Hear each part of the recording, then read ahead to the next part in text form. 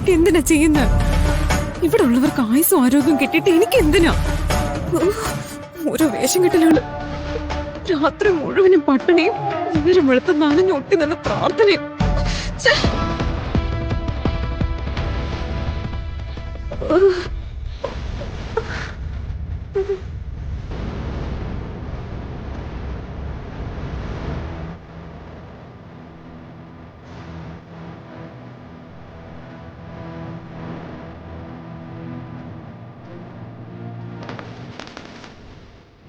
ഇവള് നല്ല മനസ്സോടെ കർമ്മം അനുഷ്ഠിക്കില്ലേ? ഇവളുടെ പ്രാർത്ഥന കൊണ്ട് വരുണിന് ഒരു ഗുണവും ഉണ്ടാവാൻ പോകുന്നില്ല. ഈ കുടുംബം നശിക്കണമെന്ന് അവളുടെ മനസ്സിൽ.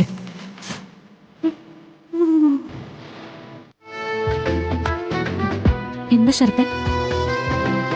കാര്യങ്ങൾ ഞങ്ങളെ ഏൽപ്പിച്ചിട്ട് താൻ മാത്രമല്ലേ വിശ്രമിക്കുന്നുള്ളൂ. ഞങ്ങൾ എല്ലാ കാര്യങ്ങളും ഓക്കെ ആക്കി. ഞങ്ങൾ ഇപ്പോൾ വരുന്നത് സൂപ്പർ സ്റ്റാർ ദേവന്റെ വീട്ടിൽ നിന്നാണ്. ഇമ്മീഡിയറ്റ് ആയിട്ട് പടം തുടങ്ങാൻ അദ്ദേഹം സമ്മതിച്ചു. ഹീറോയിൻ പുതുമുഖമാണെന്ന് പറഞ്ഞപ്പോ ആദ്യം ദേവന്റെ ഭാഗത്ത് നിന്ന് കുറച്ച് എതിർപ്പുണ്ടായി. പിന്നെ പ്രിയങ്കയെ കുറിച്ച് എനിക്ക് കോൺഫിഡൻസ് ഉണ്ടെന്ന് പറഞ്ഞപ്പോ അദ്ദേഹം കൺവിൻസ് ആയി.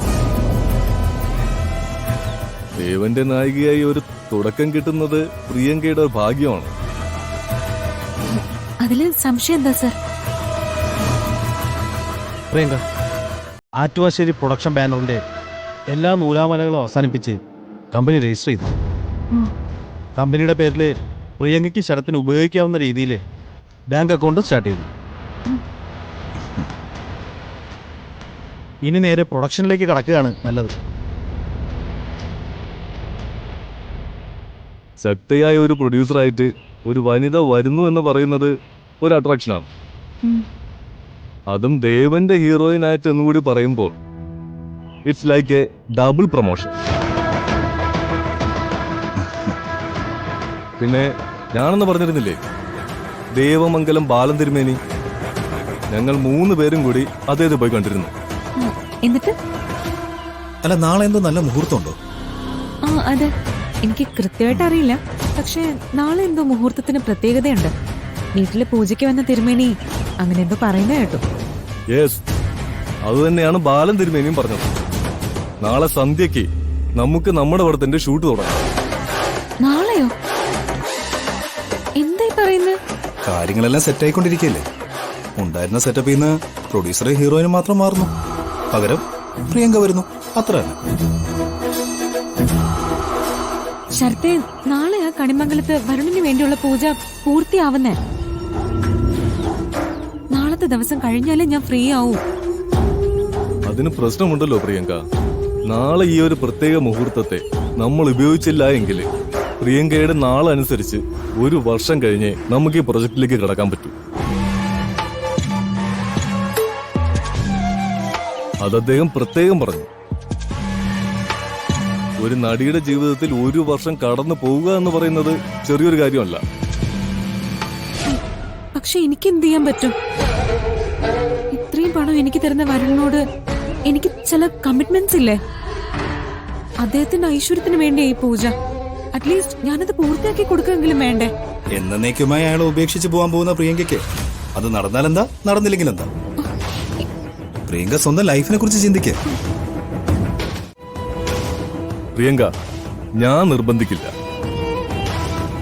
ഇനിയൊരു ഡേറ്റ് ചേഞ്ച് ദേവൻ സാറിനോട് പറഞ്ഞാൽ ഇനി അദ്ദേഹത്തിന്റെ ഡേറ്റ് കിട്ടില്ല. പ്രിയങ്കയുടെ കാര്യങ്ങൾ ഒരുപാട് വൈകുകയും ചെയ്യും. എനിക്ക് അടുത്ത പ്രോജക്റ്റ് ഉണ്ട്. ഞാൻ അതുമായി മുന്നോട്ട് പോവുക തന്നെ ചെയ്യും. എന്താന്ന് വെച്ചാൽ പ്രിയങ്ക തന്നെ തീരുമാനിക്കും.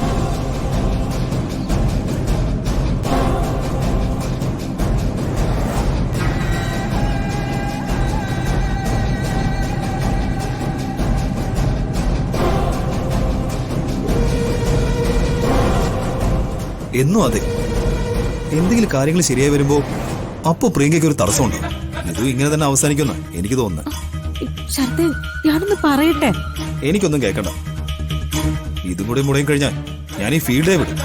എനിക്ക് മടുത്തു.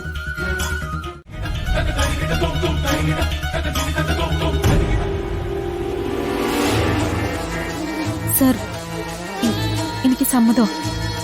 നാളെ ഈവനിങ് നമുക്ക് നമ്മുടെ പടത്തിന്റെ ഷൂട്ട് തുടങ്ങാം.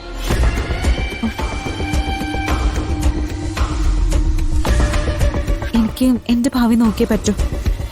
അതിന്റെ പേരിൽ ആര് ബുദ്ധിമുട്ടിയാലും എനിക്കതൊരു പ്രശ്നമേ അല്ല.